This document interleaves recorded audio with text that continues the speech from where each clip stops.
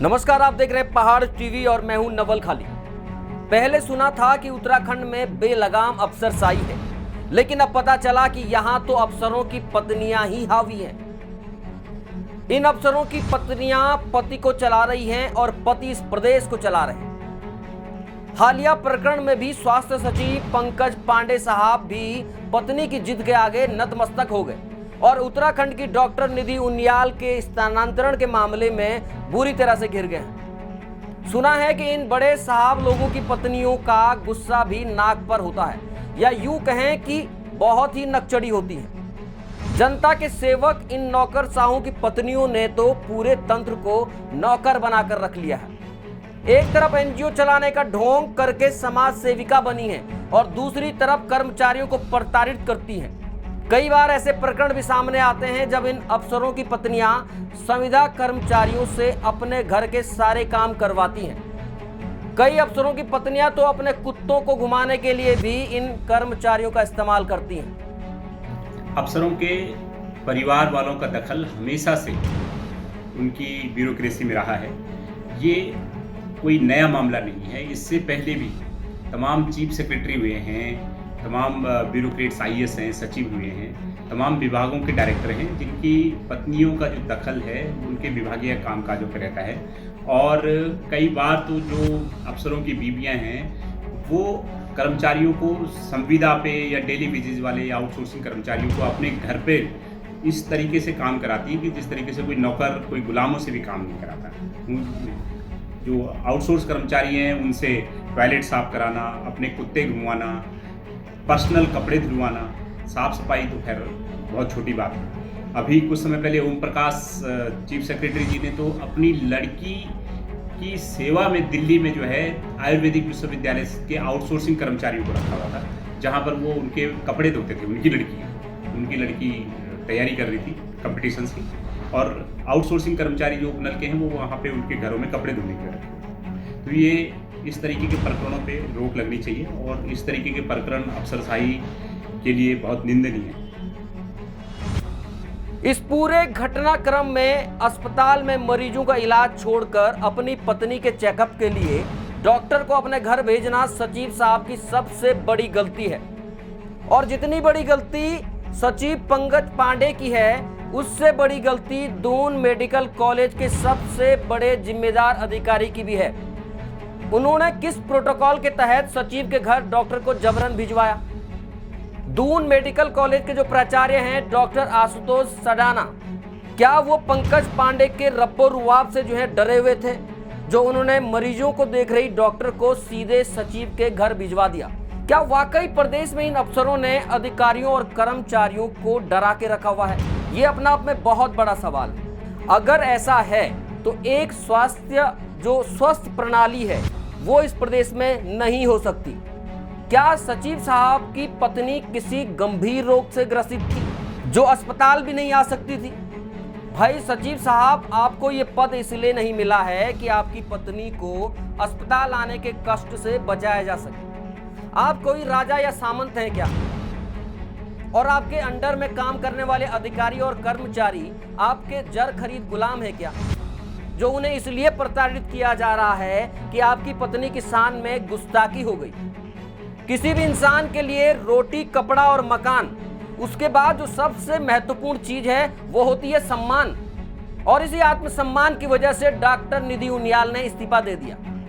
शर्मनाक है। मुझे लगता है कि मुख्यमंत्री ने आज उनका ट्रांसफर रोककर एक कदम तो उठाया है, लेकिन मैं मुख्यमंत्री जी से कहना चाहती हूँ, जिस तरह की ठेस स्वाभिमान को पहुंची है डॉक्टर निधि उनियाल के, और हम सब शर्मसार हैं। उत्तराखंड क्यों किसी अच्छे काम के लिए नहीं जाना जा रहा है आखिर राष्ट्रीय पटल पर? आज सारे न्यूज़ चैनल्स की रिपोर्ट ही उत्तराखंड पर चल रही है, किस तरह एक हनक भरे आईएएस अधिकारी की धर्मपत्नी जाँच के लिए आवास पे बुलवाती है एक सरकारी डॉक्टर को, अपनी ओपीडी छोड़कर और दर्जनों मरीजों को छोड़कर उनको घर जाना पड़ता है, और उसके बाद उनके साथ व्यवहार ऐसा होता है जैसे वो कीड़े मकोड़े हों। क्या केवल आईएएस अधिकारी पढ़ाई करके बनते हैं? बहुत एड़ी चोटी घिसकर डॉक्टर बनता है एक व्यक्ति। और डॉक्टर निधि उनियाल को सजा के रूप में आनन फानन में अल्मोड़ा उठाकर फेंका जाना ये कतई बर्दाश्त नहीं होगा। उत्तराखंड वासी बहुत खुददार होते हैं, स्वाभिमानी लोग होते हैं, उनका स्वाभिमान उनको वापस लौटाइए, सार्वजनिक तौर पर माफी मंगवाइए पंकज पांडे की धर्मपत्नी से। ये पंकज पांडे वही स्वास्थ्य सचिव हैं जो अपने एसी कमरे से, एसी घर से, एसी दफ्तर तक केवल जाया करते थे और निधि उनियाल हजारों मरीजों को कोरोना काल में देखती थी और उनकी तीमारदारी करती थी। मैं उनकी बहादुरी को, उनकी करेज को सलाम करती हूँ। जिस तरह से उन्होंने ठोकर मारी है अपनी नौकरी को, अपने स्वाभिमान के लिए, ऐसे और कई उदाहरण उत्तराखंड में पेश करने। एक बार हम आपको बताते हैं कि डॉक्टर निधि उनियाल का इस मामले पर क्या कहना है। मेरे पर्सपेक्टिव में तो ये जो है एक मतलब it is a sort of एक ऑटोक्रेटिक जिसे बोलते हैं ना कि मूवमेंट है कि भाई हमने आपकी नहीं, मतलब आपको लगा कि हमने आपकी नहीं सुनी या नहीं आप उसको माना, तो आपने हमें उठा के हमारी मतलब जो आपकी पावर में था, you have used your power and transferred me, मतलब attached me out to some other place. The sort of जिसे कहते हैं कि मतलब it is humiliating for me. किसी भी प्रोफेशनल आदमी के लिए ये ह्यूमिलेटिंग हो जाता है कि कुछ चीज़ें आप मतलब अपनी पावर शो के लिए ही कर रहे हैं, जबकि अगला बंदा ना ही किसी गलती पे है। और अगर ऐसा ट्रांसफ़र आपको वहाँ ज़रूरत थी आपको और आपको भेजना था, तो आप पहले भी इस चीज़ के लिए बोला जा सकता था, फाइल मूवमेंट करी जा सकते थे। तो देयर इज सर्टेन थिंग जो नहीं अच्छी लग रही है। और बाकी रही बात आप ये जाना, बिल्कुल मैम, एक सवाल छोटा सा है। देखिए आपने कहा कि आप मैं कल की बात जो पूरा प्रकरण हुआ है उसमें एक सवाल ये भी रहता है कि जिस तरीके से आप उनकी धर्मपत्नी को देखने गई थी स्वास्थ्य सचिव की, तो वो कोई गंभीर रोग से ग्रस्त थी, ऐसा कुछ था? नहीं, उनकी प्रीवियस हिस्ट्री का तो मुझे नहीं पता है क्योंकि मेरे उनके साथ इतनी प्लेजेंट्रीज एक्सचेंज नहीं हो पाई थी। उन्होंने आते ही सबसे पहले सवाल ये करा था कि डॉक्टर कौन है, तो उसके बाद प्लेजेंट्रीज एक्सचेंज करने का रह नहीं जाता है। तो मैंने उन्हें बताया था मैं डॉक्टर निधि उनियाल हूँ, मैंने डॉक्टर हूँ, इनफैक्ट उस समय मैंने बोला था, एंड आप प्लीज़ अपनी तकलीफ बताएं। And she started telling me जो उनको उस समय की प्रॉब्लम थी। ऐसा नहीं है कि उनको प्रॉब्लम नहीं थी, थोड़ा सा पेन था उनके पेट में और थोड़ी वॉमिटिंग, शायद 2-3 वॉमिटिंग उनको उससे पहले हुई थी और वो मेडिकेशन ले चुकी थी। उसके बाद उन्हें पेन हो रहा था, तो उसके लिए उन्होंने बोला था, मैंने उन्हें एग्जामिन करा था, हल्का सा पेट में दर्द भी था। तो बीमार तो हल्की थी, लेकिन उसके लिए मतलब ऐसी बीमार तो नहीं थी कि हम कहीं गंभीर थी। और दूसरा मैं ये भी कहना चाहूँगी कि अगर गंभीर भी है कोई मरीज तो फिर इट इज़ बेटर कि वो हॉस्पिटल में आए, क्योंकि आप हॉस्पिटल में it is better to deal that patient. आपके पास इंफ्रास्ट्रक्चर और सब कुछ होता है, आप घर पे डील नहीं कर सकते हो।